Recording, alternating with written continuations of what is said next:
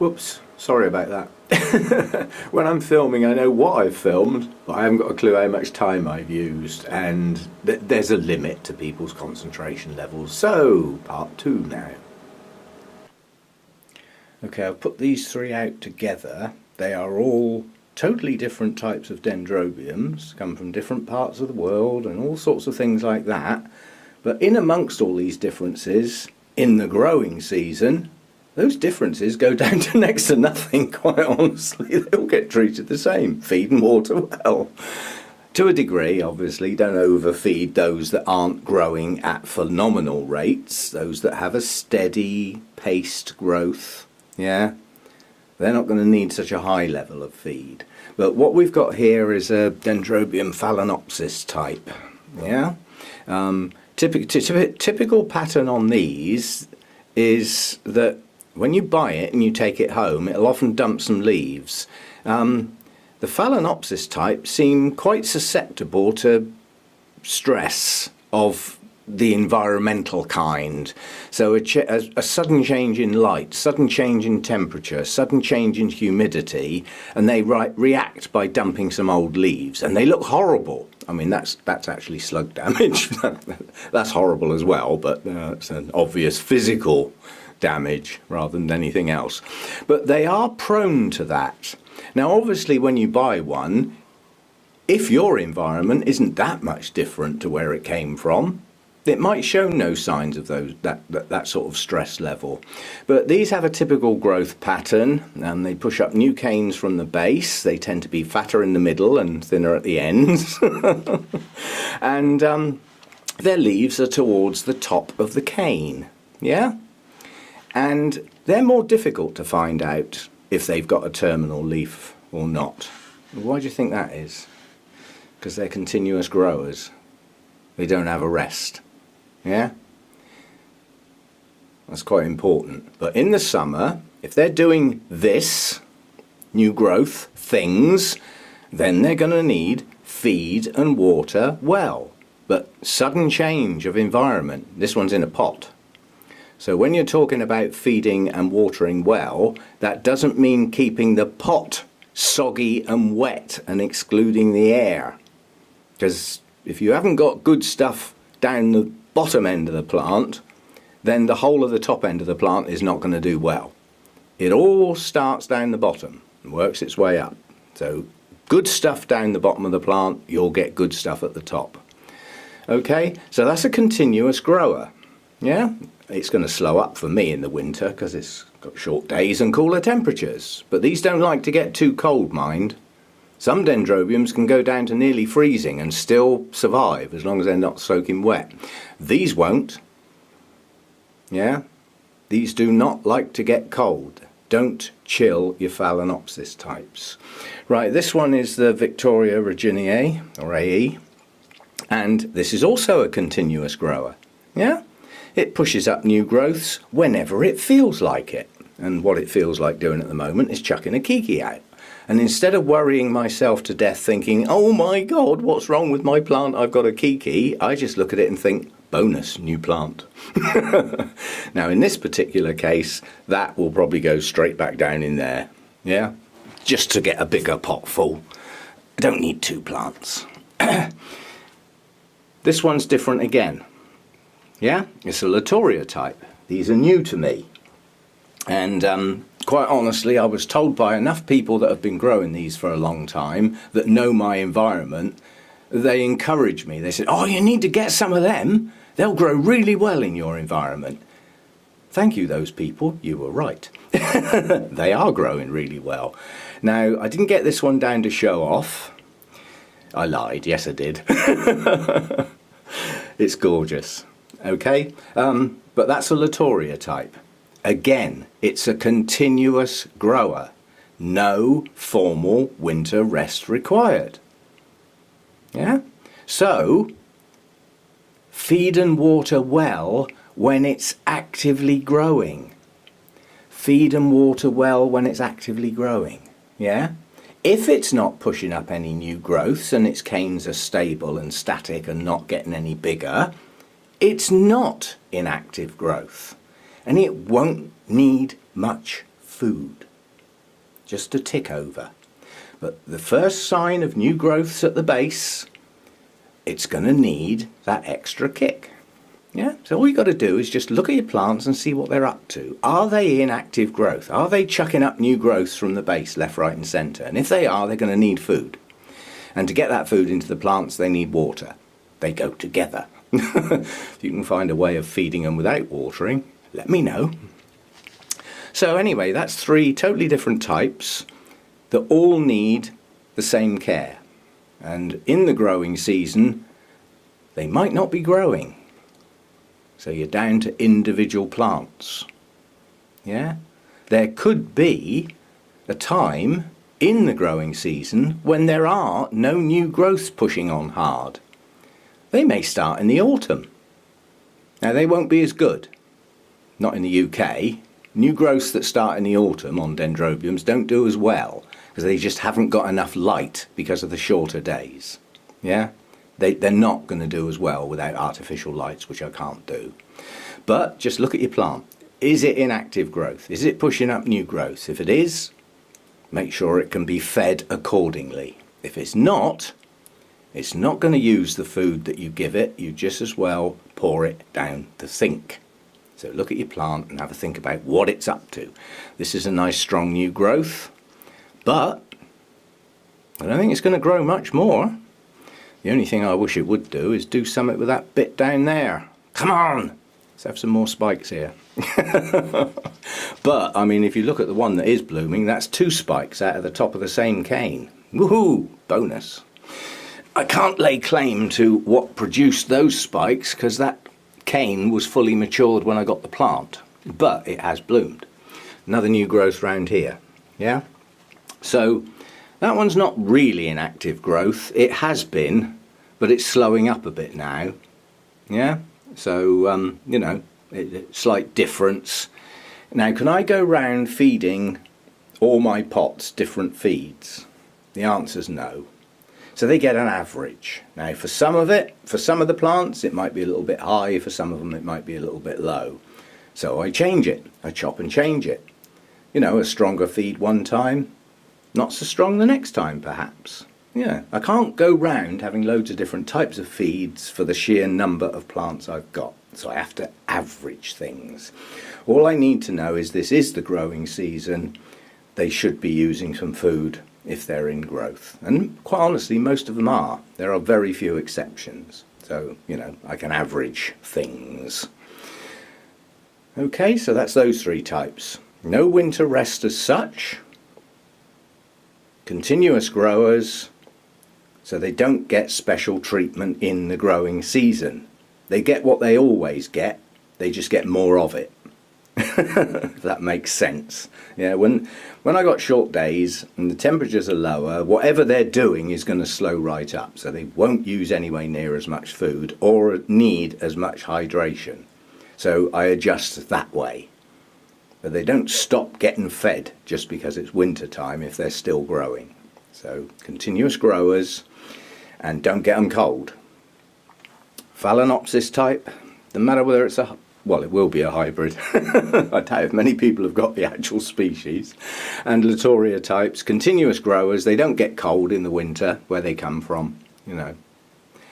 And this one's a continuous grower. This one can take a bit of cold. I don't actually think it needs it, but it can take it.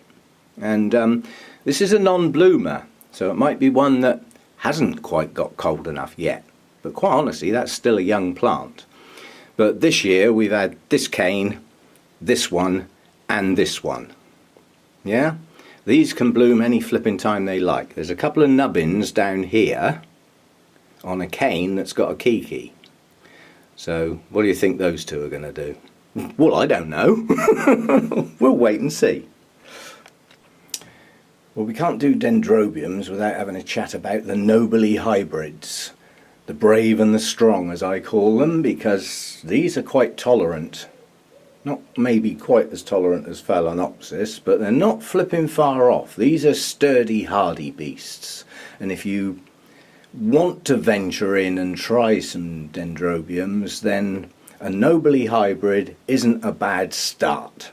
They're very tolerant to not being in perfect conditions. They'll put up with not quite the right light, a bit warmer than they like or a bit cooler than they like. They're tolerant plants, and they're vigorous growers. In the main, they grow like hell.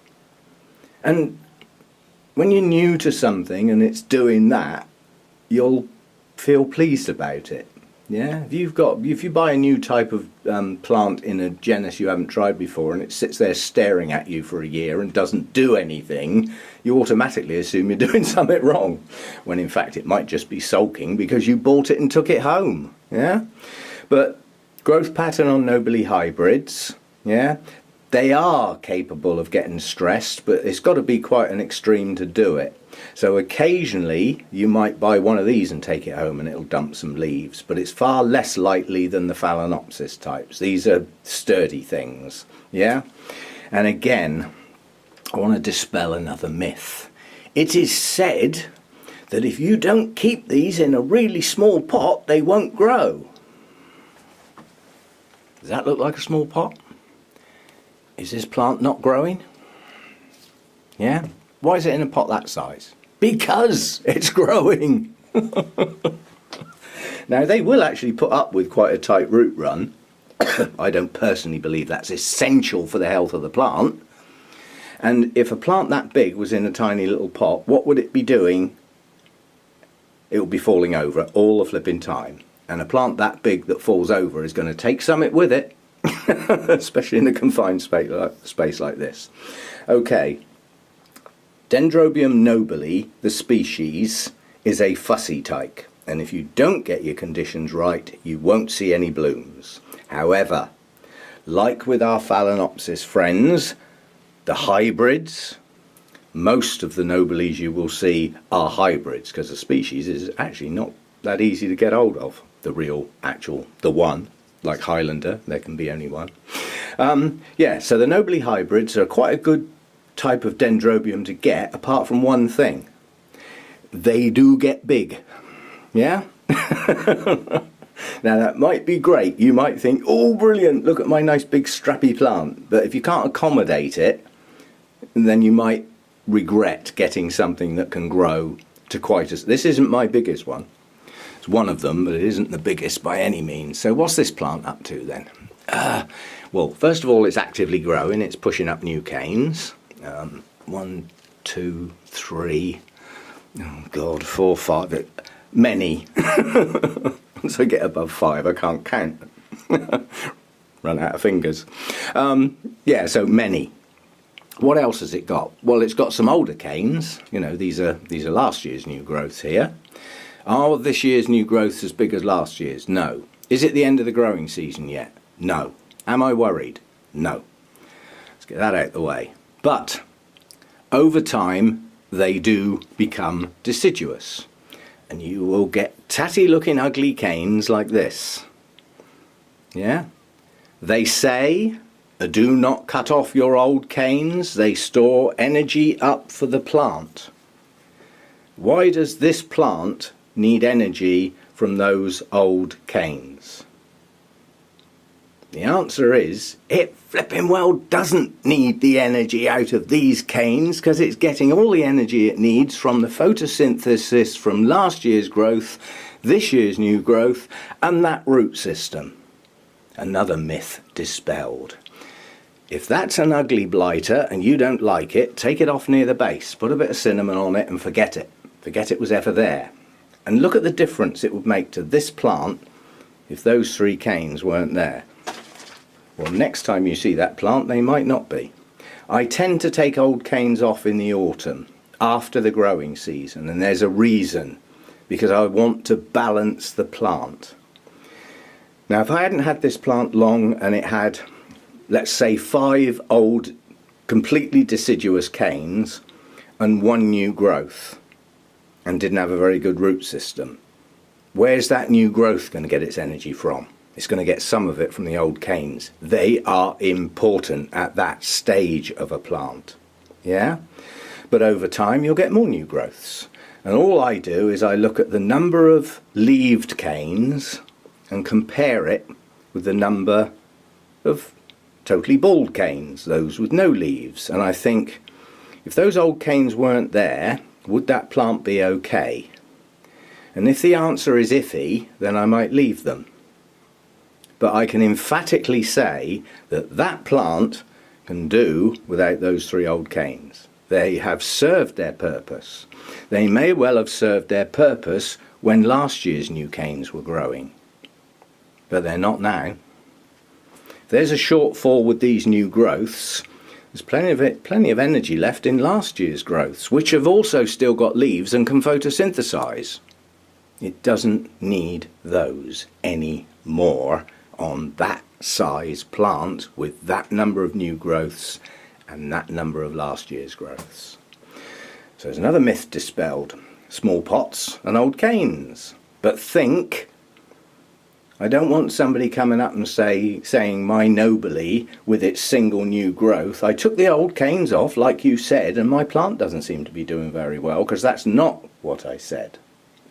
Listen to the whole. These canes on this plant are no longer necessary.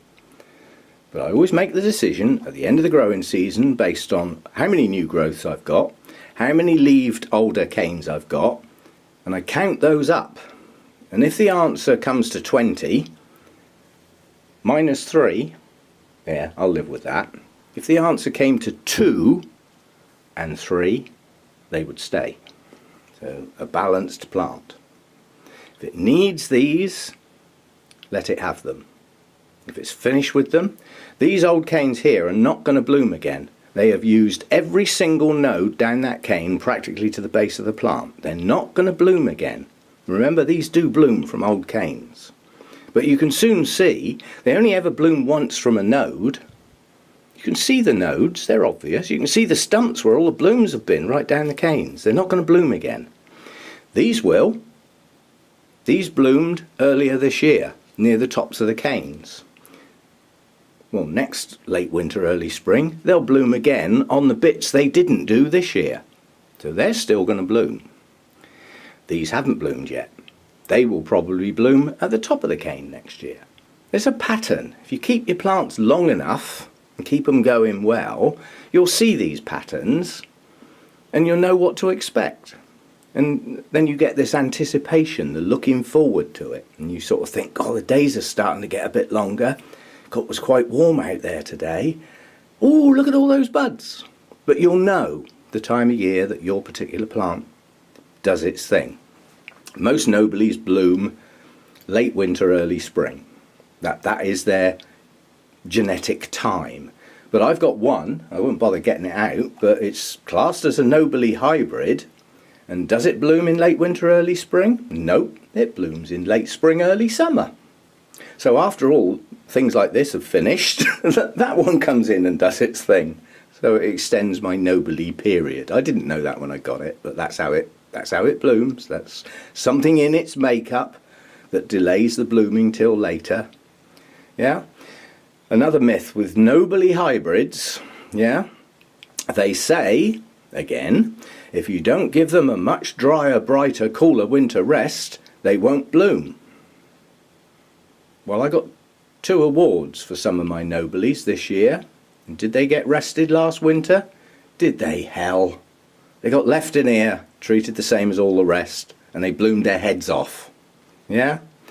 They naturally get it a bit cooler in the winter in here, because I'm not spending all my, well, I was going to say hard-earned money, but I don't earn it anymore. But my limited funds are not geared up to keeping this place at 25 degrees all through the winter, so it naturally gets colder. Yeah? And it naturally gets brighter in here to a degree, because all the shade netting comes off. But then we do get dull days in the winter. Yeah? But they bloom, and they don't get any special care. They don't get any special treatment. In the winter, they're not growing as much, so they don't get as much water, and they don't get much feed. So it's a form of rest, but it's not formal, and they still bloom. So Nobiles are a good place to start if you can put up with the size, and they are vigorous growers. Once they get a hold in their pot, they will chuck up those new canes like they're going out of fashion. You end up with a big bush. Yeah? They're nice upright plants, you know. So it's a good place to start. Simple, up the easier end of the Dendrobiums, and don't need anything really special to get the blooms. They'll just happen. So there we go. Can't talk about Dendrobiums without Nobile hybrids. Okay, that'll do for Dendrobiums. I've covered enough types really as a general guide. I mean, there are some that are fussy enough to warrant specific care, but if you haven't got that one, you don't need to worry about it. And if I have, I'll worry about it. If somebody asks, I'll deal with it. But other sorts, yeah, we've got that one. That's a Jenkinsii aggregatum cross and Jenkinsii, Lodigesii, and whatever the hell that is, I've forgotten. Hope it says. Fleckery. That's an Aussie one, that one. Aussie native. You'd think, oh, does that need special care? No. Look at it. What does it look like? Yeah, looks like somewhere between a Kingianum and a Latoria type. So that's not going to get any special care. And this video was about growing season care. And quite honestly, the care is the same for all of them. For feed and water well when in active growth. And most Dendrobiums grow actively in the growing season. Yeah? Now, this one here doesn't need anywhere near as much food as, say, a Nobile. Yeah? Nowhere near as much. But it's going to get it because I can't go round doing different levels of feed for different plants. So occasionally this one gets overfed. Well, it'll only use what it can and the rest of it won't go into the plant. It'll stay on the outside of the plant. That could be a problem if it was left there, but it won't be left there because it'll get flushed every now and again. And this year a lot more frequently than they did last year, which caused some problems. Yeah, don't get into that trap. Yeah, this one.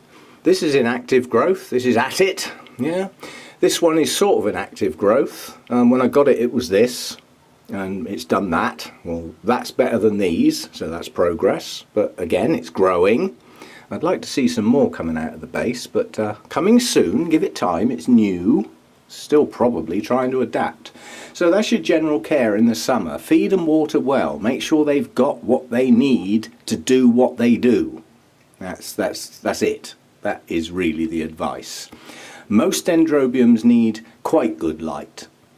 A lot of them come from deciduous forests where during their growing season they get a lot of hydration, and because that hydration comes from the sky and has to make its way down through all those trees and those leaves and everything to get to where the plant is, it actually gets a reasonable amount of food compared with other times of the year.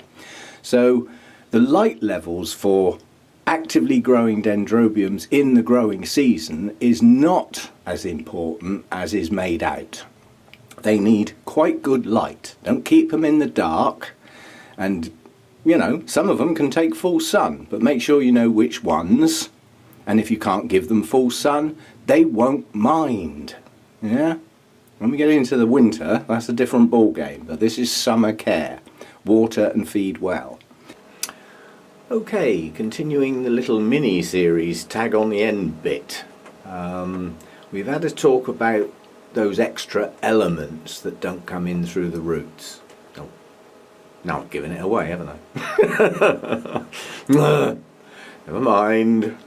And we've talked about how the plant might get those extra elements and what things would affect not only how it gets them but the rate it might get them. So now I'm going to switch to something else and then pull the two things together. So food for thought today. All the other elements that we've been talking about, yeah, we feed and water well in this particular case, yeah. Those elements come in through the bottom of the plant in our wonderful root systems. That's how they get in there. Yeah, I know you can do foliar feed, but I don't. And so let's stick to the basics. All those elements come in through the roots. Yeah, where are they needed? Well, they could be needed all over the plant. So the food for thought today is, have you ever thought about how those nutrients get from where you put them to where the plant needs them? Which could be right at the top of one of those enormous canes to push out some new leaves, or at the top of a pseudobulb on a cattleya. Yeah? For those to work, they've got to be able to get around the plant. How does that actually happen?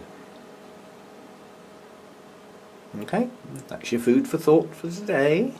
And knowing how that happens helps a little bit further down the line.